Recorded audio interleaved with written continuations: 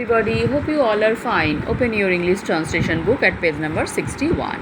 আমরা শিখছিলাম ইট, this, that, this এবং দোজের ব্যবহার। আমরা জানি ইট, দিস এগুলো কাছের কোনো একটি বা একজনকে বোঝাতে ব্যবহার করা হয়। দ্যাট দূরের একটি বা একজন বোঝাতে ব্যবহার করা হয়।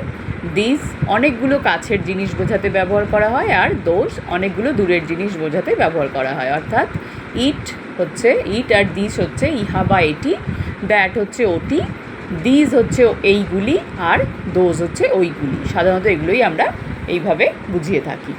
তো চলো আমরা আজকে নাম্বার 17 থেকে করব।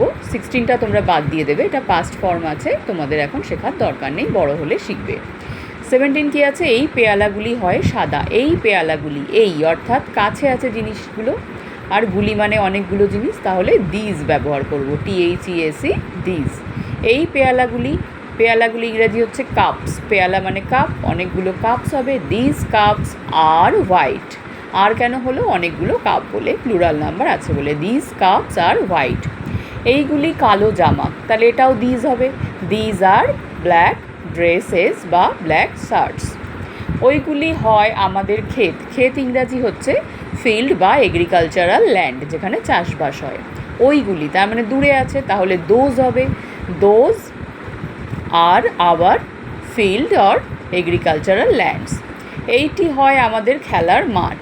এইটি মানে কাছে একটা জিনিসকে বোঝাচ্ছে, তাহলে দিস হবে। This is our playground. এই হয় তোমার বোতল, কী হবে? It is your bottle or this is your bottle. ওইগুলি হয় আমাদের দোকান। Those are our shops. ওইগুলি দূরে আছে, তাই দোজ হচ্ছে।